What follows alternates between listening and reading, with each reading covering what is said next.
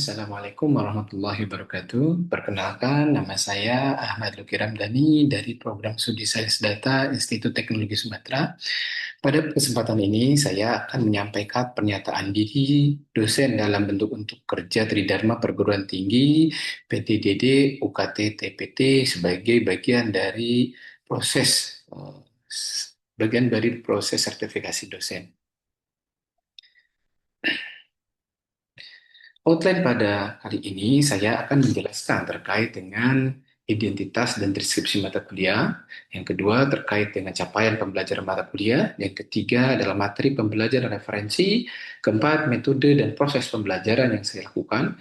Dan yang kelima adalah sistem penilaian. Dan serta yang terakhir adalah cuplikan perkuliahan yang telah kami lakukan, yang telah saya lakukan.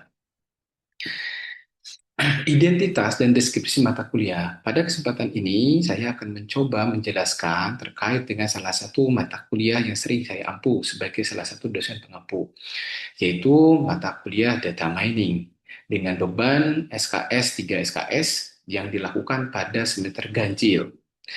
Mata kuliah ini merupakan salah satu dari rumpun mata kuliah dari keahlian bidang kakak kelompok keahlian kami, yaitu kecerdasan komputasional dan visi.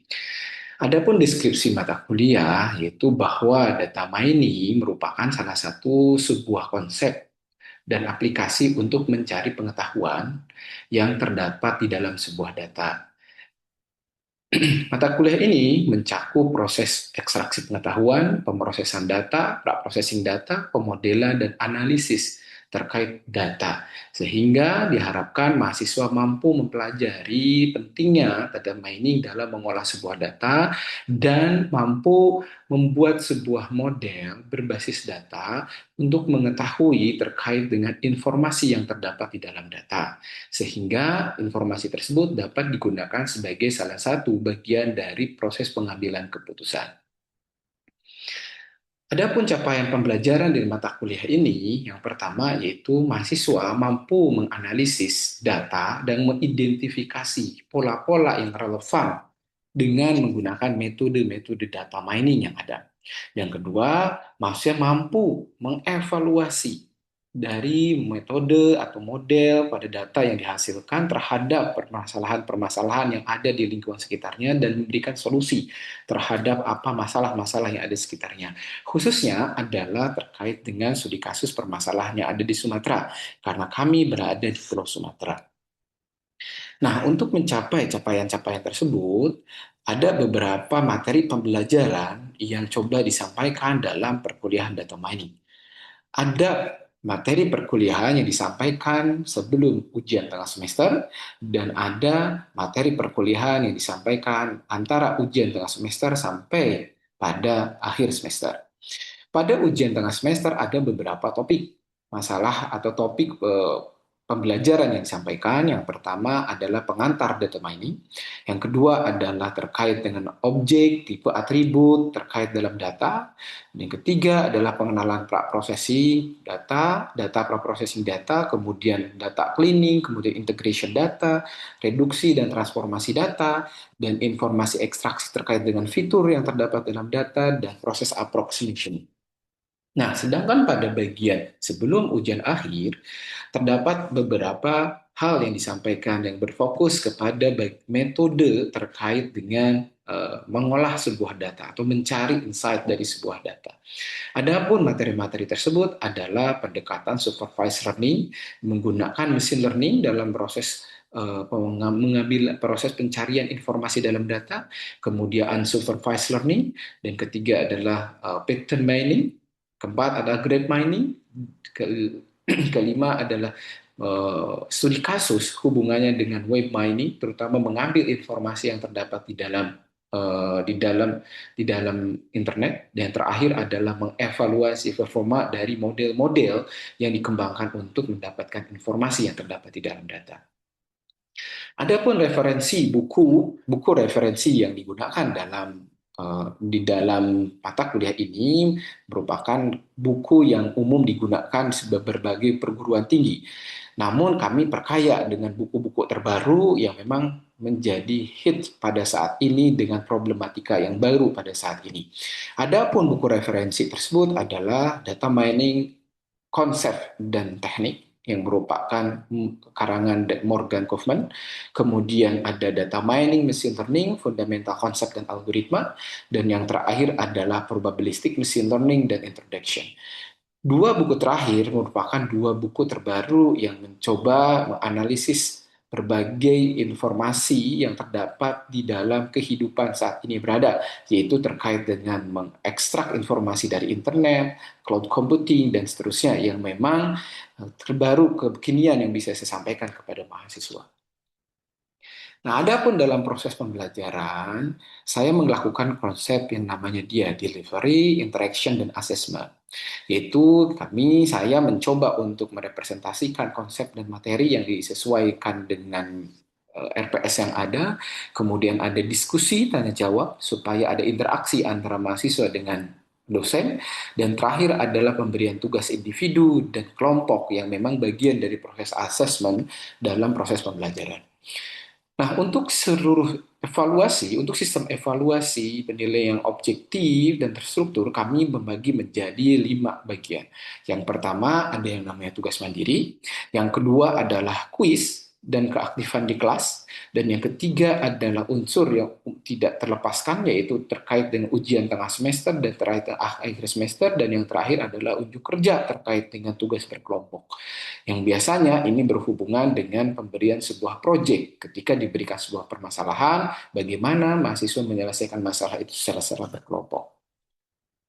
Nah, untuk penilaian lebih detailnya, setiap komponen-komponen tadi kami sebarkan menjadi beberapa presentasi dari CPMK yang diharapkan. Karena kurikulum di kampus kami menggunakan kurikulum OBE, maka setiap komponen penilaian itu terbagi menjadi 2 CPMK. Misalkan dalam kuis atau di dalam tes UAS terdapat CPMK pertama yaitu 20% dan sisa pengambilan bobotnya adalah CPMK 2 tidak dilakukan presentasi. Jadi untuk CPMK UAS hanya berfokus 25% untuk CPMK yang pertama dan seterusnya sehingga komponen-komponen berfokus kepada setiap CPMK-nya. Ketika ada mahasiswa yang tidak sesuai nilainya per mata kuliah ini, maka kami hanya berfokus untuk meningkatkan dan memperbaiki pada CPMK tersebut. Nah, ini adalah distribusi penilaian dari hasil akhir yang didapatkan. Grade A lebih dari 75 nilainya, grade B lebih dari 70, antara 75 sampai 70, grade AB, grade B antara 70 sampai 65, dan grade C antara 65 sampai 60 dan seterusnya. Ini adalah standar kampus yang digunakan ketika mendefinisikan huruf mutu dari setiap proses penilaian yang terdapat dalam sebuah perkuliahan.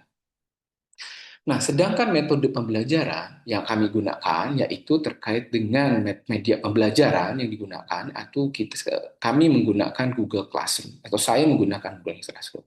Kami telah melakukan beberapa pembelajaran dengan menggunakan Google Classroom ini sebagai media pertama untuk merecord setiap aktivitas perkuliahan, yang kedua untuk diskusi, dan yang ketiga untuk menyampaikan tugas, dan yang terakhir adalah untuk menyebarkan konten-konten ataupun materi-materi pembelajaran baik melalui buku, baik itu melalui slide yang disampaikan di kelas ataupun dari artikel-artikel bebas yang ada di internet yang memang menunjang proses pembelajaran ini.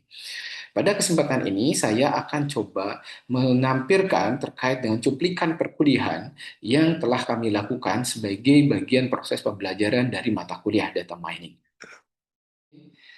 Selanjutnya kita akan bahas terkait dengan salah satu konsep atau pertemuan pertama terkait dengan data mining, mata kuliah data mining, dan sebelumnya kan sudah saya sampaikan bahwa perkuliahan ini insya Allah kita akan hybrid gitu ya. Ada pertemuan di kelas dan pertemuan tatap muka secara online menggunakan Zoom. Nah, saya sudah sampaikan juga dari sebelumnya bahwa perkuliahan ini merupakan bagian dari kelompok keilmuan kecerdasan komputasional dan fisik ya, yang merupakan mata kuliah wajib yang harus teman-teman ambil sebagai salah satu atau salah sebagian dari seorang data scientist gitu. Oke, kali ini saya akan coba menjelaskan terkait dengan mengapa data mining itu hal yang penting untuk kita pelajari? Mengapa sebagai seorang data scientist itu penting kita belajar yang namanya data mining. Jadi data mining ini adalah salah satu pondasi atau mata kuliah dasar yang menjadi sebuah framework ya atau sebuah pondasi untuk menjadi seorang data scientist.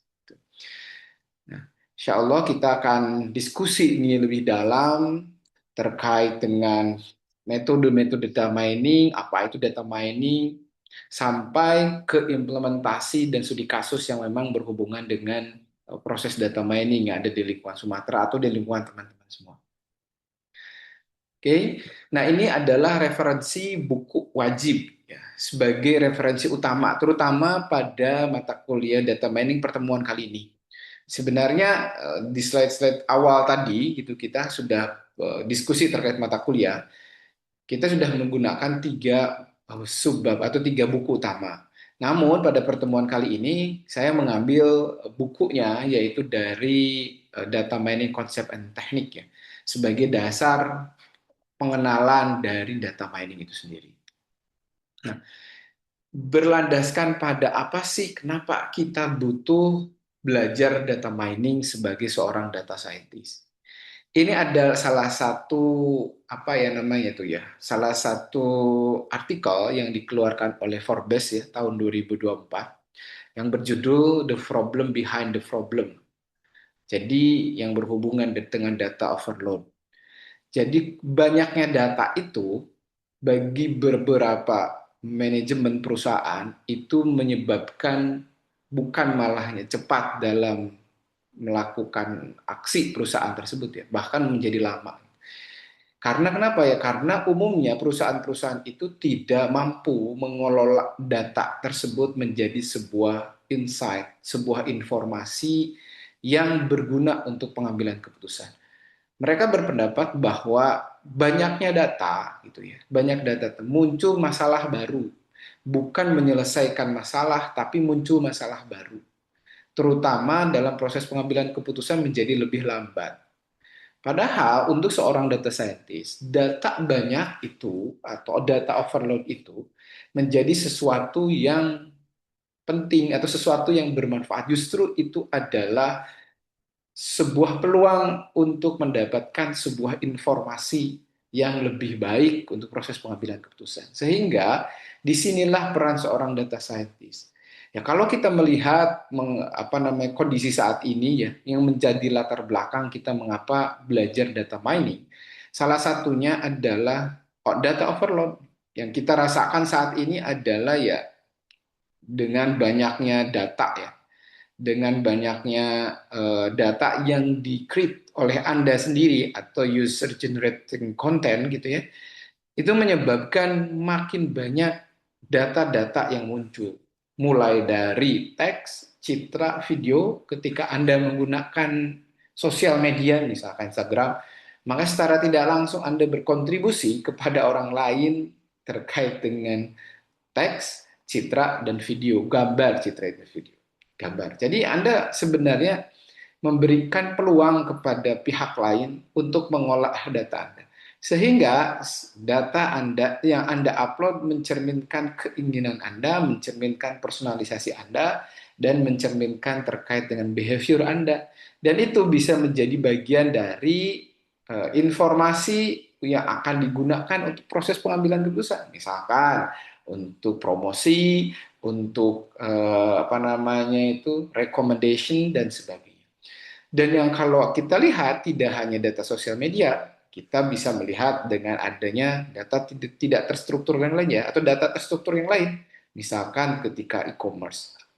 Anda pasti kan melakukan transaksi di situ kan e-commerce dan Anda eh, melakukan transaksi, barang apa aja Anda beli dan seterusnya itu menjadi salah satu masukan atau data yang memang bermanfaat bagi sebuah perusahaan tersebut. Dan banyak-banyak lagi informasi-informasi atau data yang memang yang secara tidak langsung Anda share, Anda bagikan dan itu akan menjadi tumpukan data. Bagi beberapa orang, terutama untuk seorang data scientist, kumpulan data-data ini menjadi sebuah informasi atau sebuah peluang untuk mendapatkan sebuah informasi yang berharga. Data lokasi, data digital, IoT, dan seterusnya. Oleh sebab itu, kenapa kita belajar data mining? Salah satunya adalah untuk mengolah data. Nah, tetapi ketika kita mengolah data, jangan terjebak ke dalam sebuah terminologi ataupun terjebak karena datanya banyak saja. Anda akan yakin akan mendapatkan sesuatu yang bermanfaat. Tidak. Tetapi data yang banyak ini bisa menjadi bermanfaat kalau data tersebut kita olah menjadi sesuatu yang siap untuk kita analisis dengan data mining. Jadi ada sebuah fase di mana sebelum kita melakukan mining, kita harus melakukan dulu yang namanya cleaning biasanya. Jangan ada sebuah efek yang namanya giga efek, yaitu garbage in, garbage out. Kalau apa namanya tuh datanya banyak, oke lah. Tapi apakah data banyak itu merupakan data yang sifatnya sudah bersih? Apakah data itu sudah layak untuk kita proses? Apakah data yang tersebut sudah yakin untuk kita ambil insight-nya? Oleh sebab itu, kita sebagai data scientist ketika mengambil sebuah data, mendapatkan sebuah data, jangan 100% percaya terkait dengan data tersebut. Maksudnya adalah jangan langsung Anda kembangkan model, analisis, menggunakan teknik-teknik data mining, dan seterusnya. Tidak.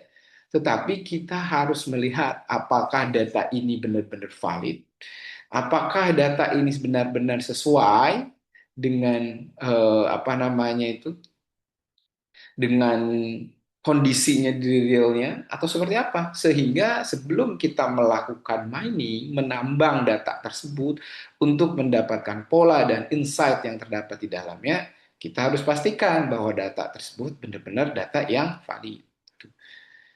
Nah, kalau kita melihat saat ini dengan data generation content ya atau user generation content, itu sangat banyak sekali data yang bisa diambil. Bahkan dalam 1 menit berbagai banyak data terkumpulkan. Misalkan nih Amazon, ketika dalam 1 menit apa yang mereka dapatkan? Sekitar 455 ribu dolar yang didapatkan, ataupun di dalam WhatsApp berapa kali chat yang didapatkan oleh WhatsApp itu sendiri ya. Dan banyak lagi hal-hal yang memang terjadi saat ini dengan komunikasi teknologi yang jalan saat cepat saat ini, internet dengan mudah didapat. Sehingga data pun semakin banyak. Nah, ketika seorang sains data itu punya data tersebut, itu bukan sebuah problem atau problem behind problem, tetapi itu sebuah solusi dari problem yang akan kita approach misalkan. Sehingga ketika kita dapat data, sebanyak apapun data itu menjadi sebuah anugerah untuk seorang data scientist. Nah, seiring dengan berkembangnya data tersebut, maka diiringi juga dengan evolusi basis data itu sendiri, yaitu cara menyimpan data. Jadi ketika saat ini datanya itu besar, banyak yang terkumpul, bukan berarti proses penyimpanan datanya pun tidak lebih baik. Justru semakin saat ini proses penyimpanan datanya pun semakin lebih baik karena datanya semakin banyak dan bagaimana mengorganize data tersebut disimpannya. Nah, dari tahun 90-an ini adalah salah satu evolusi dari basis data yang ada. Jadi cara menyimpan data itu. Dari tahun 60-an mulai ada sistem file, kemudian 90-an muncul web base, XML, data warehouse, kemudian apa namanya itu OLAP dan teknologi sampai saat ini tahun 2005 dan seterusnya itu muncul yang namanya cloud computing, streaming mining dan seterusnya. Jadi ini adalah kita ketika data itu semakin banyak, semakin mudah di-generate dengan kontribusi dari berbagai macam platform, nah, semakin bagus juga ataupun semakin cepat juga proses perkembangan bagaimana data itu disimpan. Jadi proses penyimpanan itu sebanding lurus dengan proses makin banyak data yang akan disimpan. Ini adalah evolusi basis data itu sendiri. Sehingga sebenarnya apa sih yang dilakukan di dalam data mining? Apa itu sedangkan kita kenapa kita belajar data mining sebelumnya? Apa itu sebenarnya data mining? Jadi data mining ini adalah sebuah proses yang mungkin teman-teman mungkin sudah merasakan gitu ya. Sebuah proses mencari tahu terkait dengan informasi pola yang tersembunyi dalam sebuah data. Jadi data mining itu adalah kegiatannya mencari informasi di dalam data. Pak, ketika saya melakukan summarization dari sebuah data, misalkan apa namanya itu rata-rata, average, apakah itu termasuk dalam data mining? Ya, itu termasuk dalam data mining yang sederhana, menggunakan statistik deskriptif untuk mencari tahu terkait dengan informasi yang terdapat di dalam data, itu merupakan salah satu data mining, mencari informasi data mining. Namun dengan bertambahnya data yang cukup banyak gitu ya, data mining tidak hanya sekedar mencari data statistik sederhana gitu ya, tetapi lebih dari itu. Apa itu? Pola, knowledge, lebih dari itu. Bahkan mencari behavior orang, kita bisa mencari tahu personalisasi orang, kita juga bisa dengan menggunakan pendekatan-pendekatan data mining. Jadi data mining merupakan salah satu bidang ilmu dasar, konsep dasar, atau multidisiplin ilmu, yang mana tujuannya adalah mencari informasi. Jadi data mining itu seperti itu. Dan sering sekali terminologi data mining ini dialiaskan ya. Mulai misalkan dengan yang namanya KDD, Knowledge Data Discovery, atau Big Data, kemudian pattern analysis, dan sebagainya. Dan itu adalah terminologi-terminologi lain yang sama dan mirip dengan yang namanya dengan data mining. Nah, terus keuntungannya bagi organisasi itu apa sebenarnya menerapkan data mining? Jadi kalau penerapan data mining, kalau tadi di dalam Forbes tadi yang menyatakan bahwa problem behind problem, karena mereka tidak memahami tentang pentingnya data mining. Mereka tidak tahu bahwa ada sebuah tools yang memang bisa digunakan untuk mengolah sebuah data sehingga menjadi sebuah solusi, bukan menjadi sebuah problem ketika mendapatkan sebuah data yang cukup banyak. Nah, apa keuntungannya? Pertama, perusahaan dapat mendapatkan informasi. Jadi dengan adanya data mining, perusahaan mampu mendapatkan informasi yang sebenarnya sangat bermanfaat bagi mereka. Gitu.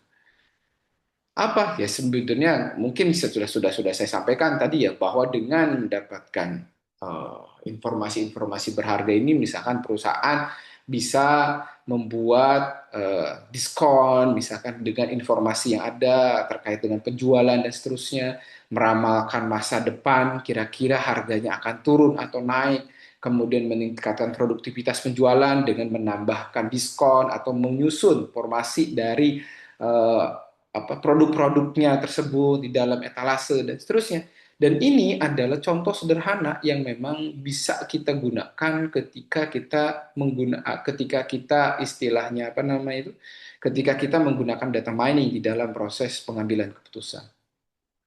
Nah, faktor-faktor mendorong data mining, kenapa ilmu ini ataupun data analisis ini atau data mining ini sangat diminati oleh banyak orang. Salah satunya adalah mengumpulkan data yang besar. Saat ini perusahaan-perusahaan itu bingung mengolahnya. Apa yang harus karena apalagi harus menggunakan komputer yang sangat besar dan seterusnya, sehingga pengumpulan data mining ini data besar ini menjadi faktor mendorong semakin meningkatnya data mining. Dulu tahun 2000-an gitu ya, data mining itu belum begitu bagian dari sesuatu yang menarik gitu. Bahkan data mining itu menjadi sub perkuliahan atau sesuatu yang memang perkuliahan itu sendiri gitu. Saat ini implementasi saat ini gitu, ketika data sekarang diolah sudah besar, data mining itu bahkan menjadi salah satu program studi yang fokus untuk mengolah data saja. Atau yang mungkin teman-teman sekarang berada di data science. Jadi esensi dari data science itu adalah mata kuliah data mining sebenarnya. Karena fokus di dalam perkuliahan prodi tersebut atau prodi kita ini adalah bagaimana mengolah data itu. Oleh sebab itu, Semakin banyak data, ya semakin senanglah kita harusnya. Kenapa? Karena kita akan mendapatkan banyak informasi di dalamnya. Nah, faktor mendorong di dalam pendorong data mining ini semakin meningkat juga dari sisi popularitasnya ataupun minatnya, yaitu semakin mudah juga atau semakin kuat juga dari prosesornya ataupun pemrosesan data.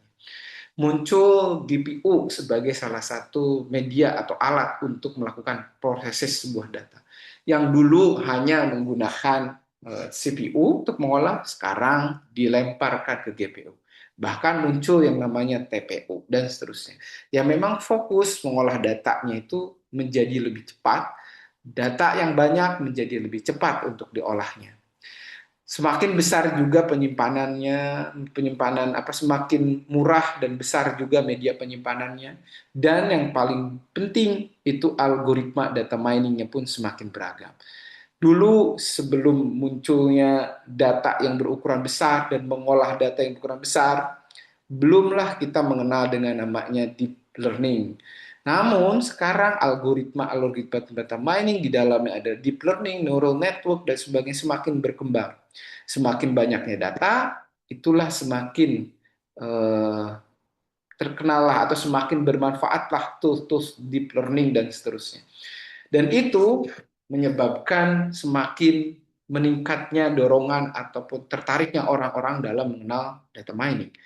Dan banyak algoritma data mining sekarang yang berkembang. Selain daripada persaingan industri, itu juga menjadi faktor-faktor pendorong kenapa data mining, science data itu menjadi sesuatu yang paling diminati saat-saat ini. Nah, contoh-contoh penerapan lain, data mining, misalkan di dalam drug discovery, itu mencari obat yang relevan untuk untuk obat-obat terdekat, misalnya ini untuk obat-obat tradisional misalkan. Untuk pelayanan dari sisi personalisasi, misalnya untuk rekomendasi barang ketika di e-commerce, itu penting mendapatkan data-data sebelumnya, dari informasi sebelumnya untuk proses pengambilan atau merekomendasikan sesuatu.